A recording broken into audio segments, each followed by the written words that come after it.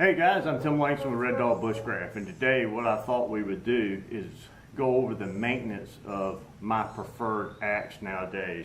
Now this is the Hults Bruk by Dave Canterbury design. It sells for $1.99 on Self-Reliance Outfitters website if you'd like to get one of these. It has an overall weight of 5 pounds. The head weight is 3.5 pounds, which is it's a nice mix as far as being heavy enough but light enough to carry if you have some conveyance. It has a straight hickory handle, American hickory handle, and it's finished in just boiled linseed oil, which is the way I like my handles finished. I think it has reduced hand fatigue while using for 2 reasons. Number one, the boiled linseed oil, it's not like some of the shellacs and other finishes that certain companies use that causes blistering and hand fatigue. But the straight handle design, the way your wrist operates with this particular handle design, seems to fit me very well. The head itself is a nice all-around shape and design. It's a felling axe in its design, and it has a long enough bit here for felling, but the cheeks are wide enough that if you're using it in camp, you can split wood pretty efficiently with it.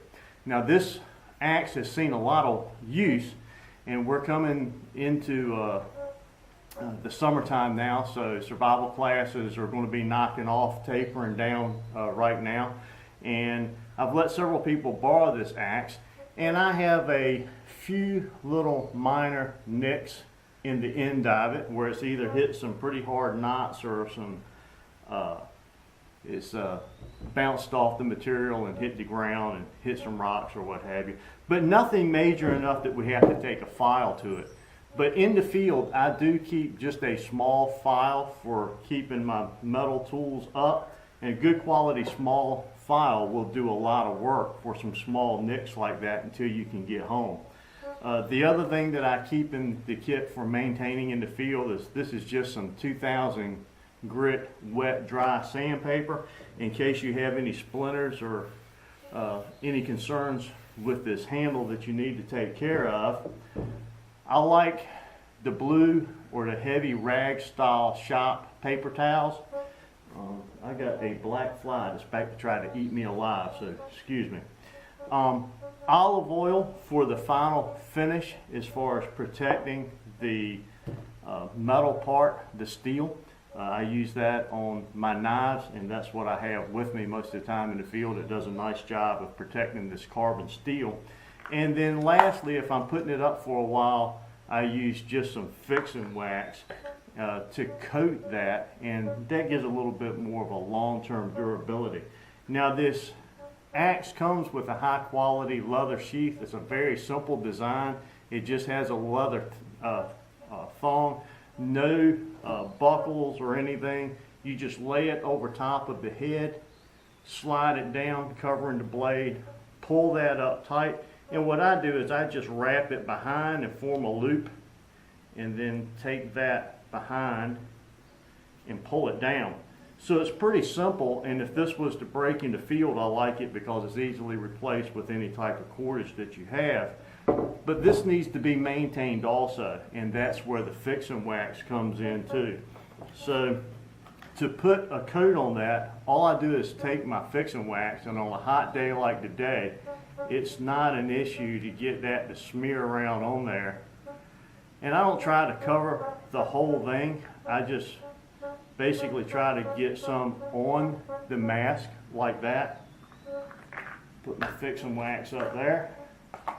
And then I just take my fingers and rub it in really good, especially paying attention right here to the edges. Those raw edges, even when they're finished, can give you a place for moisture to get in, and it doesn't necessarily have to be rain or water. You know, if you're on a canoe trip or whatever, it's just the humidity in the air, especially here in Eastern Virginia. And then once I've gotten that wiped on the outside, I just take my hands that are coated now with that fixing wax and just start rubbing down the inside. keeping that on the inside, especially when you coat the blade with it, just gives another layer of protection. Every time this thing gets hot, every time it's sitting in the box waiting for use next time, that's sitting there keeping that blade nice and protected. Just run my fingers down that leather strap, and the mask is done and she's good to go. Now, since I don't really need to take a file to this, and if I was in the field, unless it was a pretty significant nick, I wouldn't use a file anyway. What I like to use for maintaining is I have a canteen cup here with water, and I have soaked a Lansky puck. And it has a kind of a medium side on one side and a fine on the other. And I think a fine is really all we need for this, because I'm not really interested in getting the nicks out. What I'm interested in is maintaining the keenness or the sharpness of that edge. So to do that, I like to take my handle and put it up underneath my arm, and I find me a place that I can work like this picnic table. And I'm going to sit here and lay that puck on the edge here, because the taper of this axe I want to maintain. So I just lay the puck on there flat, roll it over to the angle, move back here to beginning, and then in a circular motion, I just work my way towards the forward. I get to the forward part of the axe, and I move back. Now I'll do that forward and back to a count. Sometimes it's 6, 8, 12, whatever you like, depending on the condition of your axe. And then I take and put that head underneath my other arm, and then with my left hand I repeat the exact same thing. Finding the proper angle, circular motions, rotate to the front, and then to the back. And I try to do the same amount on one side as I do the other, and that maintains that center line of the axe head. Now for the handle itself, this wet dry sandpaper seems to do a real good job, and I have one little small rough spot right here. Looks like somebody had a piece of bounce back or happened to hit that in some way. So just a few passes with that sandpaper and we've got that smooth. And then I like to take my boiled linseed oil.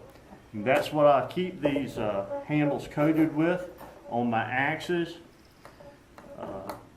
the hatchets, and even some of my knives.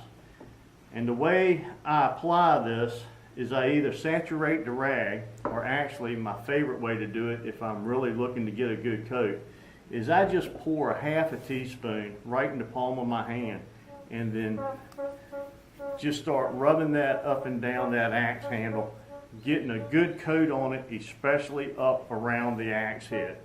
All the way down to the end, covering every single piece I can get. Don't forget about the hole that's through the handle here at the end, and also the very top of the head. You want to get that exposed wood right there covered. And once I've got it all coated and I'm happy with that, then I'll take one of these blue paper towels and just wipe it down. Now I like using the blue paper towels instead of my cotton rags that I keep in my kit all the time, because you know there can be an issue with boiled linseed oil, and if you put it on cotton and it's kept compressed and it gets hot, you can have spontaneous combustion, and we don't want that. So that's the reason I like to use paper towels, because when I'm done I can clean up with that, and then I'll just burn these in a controlled place, and I don't have to worry about them setting fire when I don't want them to. Now I spoke a little bit earlier about protecting the head itself. I use a little bit of olive oil. This is just a little metal container where I keep some of that in my kit, and all I do is put just a few drops on one side and take my finger and rub that all over that head. Get down here near that cutting edge, always move away, never pulling your finger back along that edge. Make sure that you cover every piece of that axe head all the way around.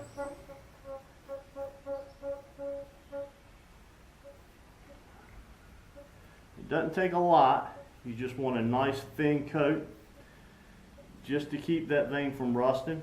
I use olive oil a lot of times on my knives because if I'm using them for food prep, which I do quite a bit, and skinning, meat processing, I don't want to have a bunch of petroleum-based products on my metal tools and then turn around and be putting that into the food that I'm eating. Now when we're all done, we can take a nice clean paper towel, just lightly wipe that off, just so it's not dripping. And then we can place that back in the mask. Just lay that leather thong over top of the axe head. Pull that out just a little bit. Just lay it over top, come right around the front, and then just lay it right on the cutting edge. Then you can turn it over and pull that down where it captures behind that pole. I pull that leather thong underneath and then back through that loop that I just created on top